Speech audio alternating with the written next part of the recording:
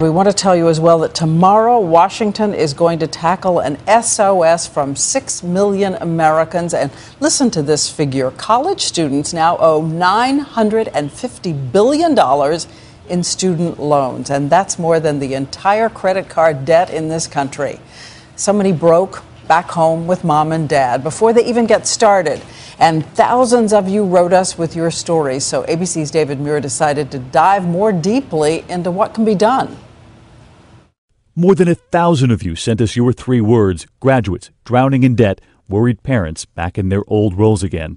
There was this graduate, nearly $25,000 in debt, just getting started, paying it off. This graduate, $78,000 in debt, will never end. And this young woman, $100,000 in debt, moved back home. Something we heard from so many of you.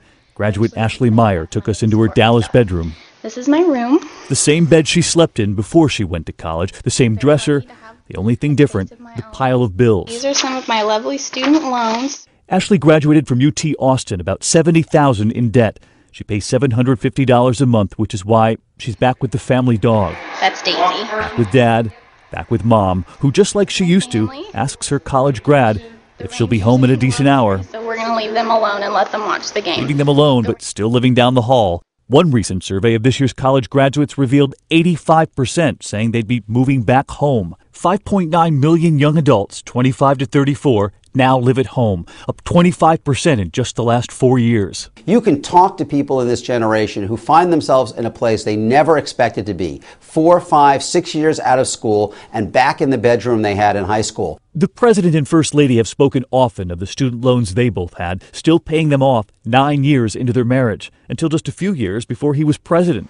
But the amount of student debt in this country is up dramatically, college tuition spiking, just as young graduates are unable to find work to pay it off. You are seeing this tremendous debt which weighs down these young people, especially in an economy like this where so many of them are having trouble getting on those first steps of the escalator and beginning a career. There was 26-year-old Carolyn Riley, who simply said, "Spirit not broken." She too now lives back with her mother and her brother, also a college graduate, who's back home. She's $109,000 in debt.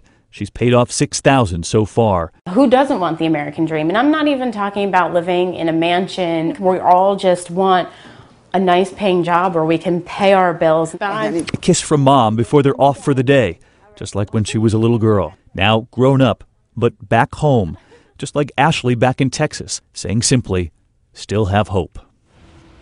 And tonight we are learning more about that SOS Diane mentioned, a new plan from President Obama to help college students reduce their monthly payments, consolidate federal student loans, and lower interest rates. But we're going to crunch the numbers right here tomorrow night and ask the big question, Diane, will it help any of the people you just met there in our report? Will it work? And still having hope. Very moving. Thank you.